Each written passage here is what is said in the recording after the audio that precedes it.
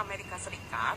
Saudara Kompas TV, masih ingat gak sama ulasan kita soal hubungan diplomasi Indonesia dengan Amerika Serikat di bidang ekonomi? Yang ini nih, masih ingat gak? Saya play ya. Kalau pemimpinnya itu Partai Republik, seperti Donald Trump, ini cukup bikin menghela nafas ya. Karena kalau pengalaman dari hubungan dagang Indonesia dan juga investasi Indonesia dengan Amerika Serikat di bawah pimpinan Donald Trump, dia memproteksi hubungan dagang internasional. Artinya pintu perdagangan internasional ditutup di Amerika Serikat termasuk dengan Indonesia. Amerika Serikat ini salah satu pasar utama untuk perdagangan internasional. Ya, kalau nggak bisa dagang sama Amerika Serikat, rugilah kita, ya nggak? It's happening now. Presiden Trump mengeluarkan tarif dagang baru untuk semua negara yang bermitra, termasuk Indonesia dengan besaran 32%. Artinya, pelaku usaha yang mau mengekspor barangnya ke Amerika Serikat harus mengeluarkan uang 32% dan ini akan meningkatkan resiko peningkatan biaya produksi yang ada di dalam negeri. Tadi juga sudah coba menanyakan ke Presiden Prabowo Subianto seperti apa sih tanggapan pemerintah Indonesia dengan tarif baru ini. Tapi tidak banyak sih yang direspon sama beliau.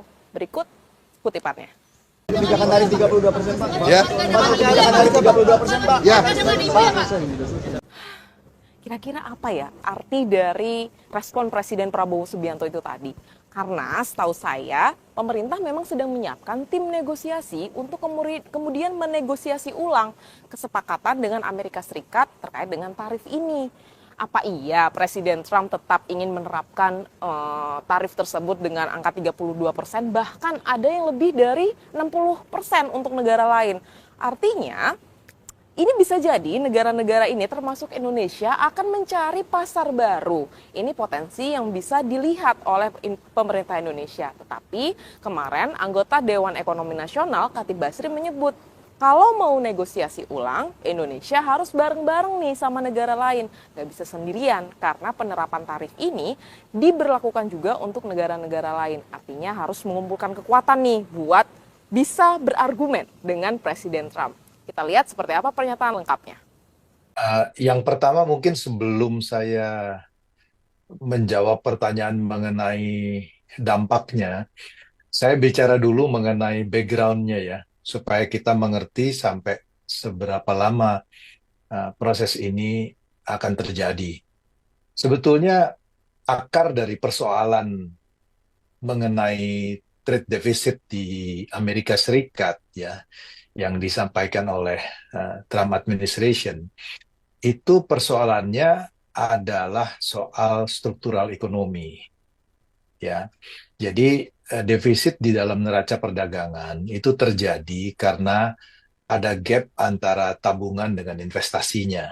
Jadi kalau investasinya lebih besar dibandingkan dengan tabungan di Amerika yang ada, maka saving investment gap itu akan menimbulkan permintaan terhadap barang yang lebih tinggi dari produksi domestiknya. Jadi implikasinya adalah kalau permintaan terhadap domestiknya itu lebih besar dibandingkan dengan produksinya, maka importnya akan naik kan, terjadilah trade deficit. Nah sekarang, jika kita mau lihat soal ini secara lebih mendalam, solusinya itu bukan pada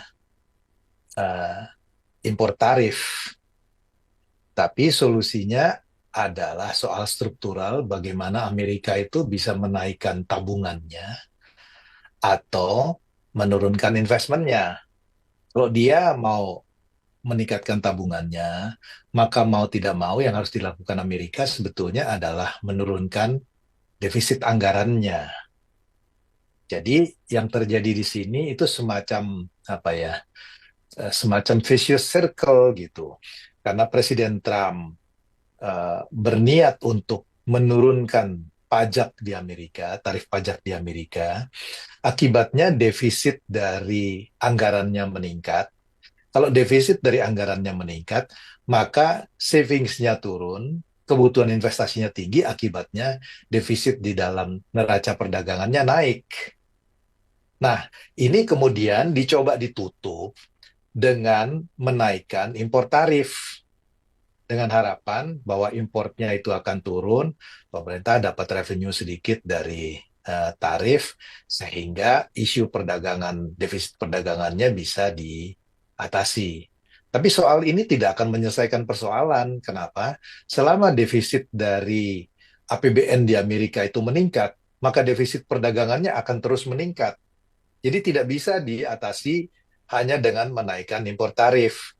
Ini kekhawatiran saya adalah kalau ini terus dilakukan, selama dia tidak address isu mengenai defisit di dalam APBN di Amerika Serikat, maka tarifnya akan terus bisa dinaikkan. Nah, ini punya implikasi yang sangat besar pada ekonomi global. Ya, kenapa bisa punya dampak pada ekonomi global? Tidak hanya Indonesia. Kalau kemudian Amerika meningkatkan biaya masuk, ya, maka implikasinya adalah perdagangan dunia akan turun. Kalau perdagangan dunia akan turun, maka mau tidak mau GDP dunia akan turun. Kalau GDP dunia akan turun, semua negara termasuk Indonesia akan kena. Nah, saya terus kemudian eh, masuk untuk kasus spesifik Indonesia. Ada beberapa produk yang pasar di Amerikanya sangat besar, yaitu adalah tekstil dan produk tekstil, kemudian alas kaki, udang, dan beberapa produk lainnya. Dan di dalam hal ini, Amerika menerapkan yang namanya reciprocal tariff, di mana ditetapkan 32% total.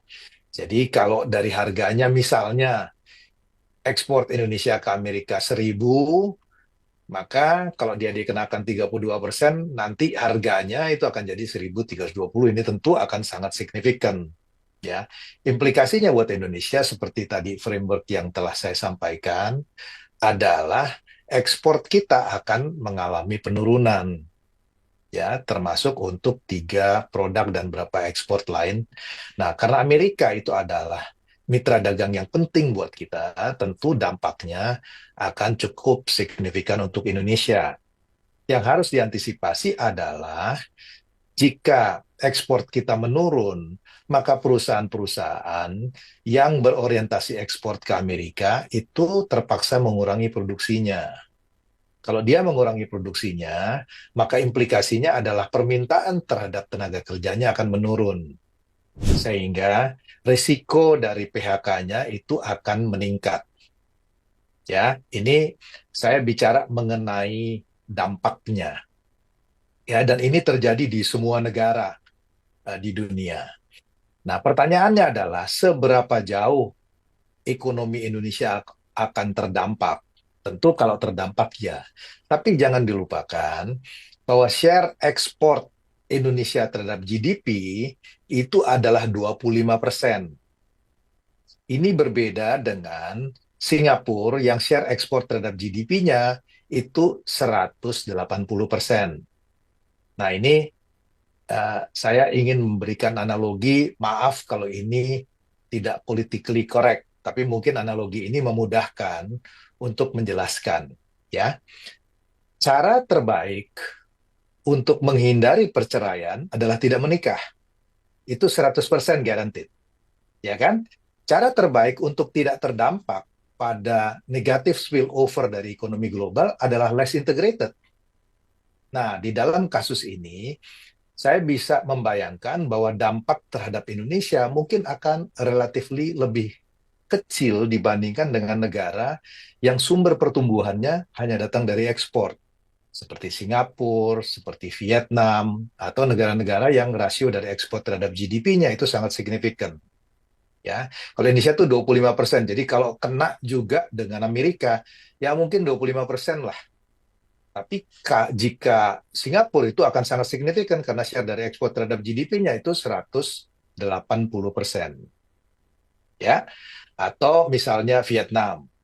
Tetapi saya ingin mengatakan bukan berarti bahwa kita tidak punya dampaknya. Akan terdampak terutama perusahaan-perusahaan yang ekspor oriented dengan negara tujuan Amerika. Arif Rahman, sini. Nih ya, kita tuh masih punya trauma sama masa lalu ketika Presiden Trump menjabat di 2014 lalu. Saat itu ada perang dagang. Nah, dampaknya ke Indonesia, rupiah lemah. PHK di mana-mana. Nah, sekarang ini menurut Khatib Basri lagi nih, kalau dampak dari penerapan tarif ini bisa meningkatkan resiko PHK.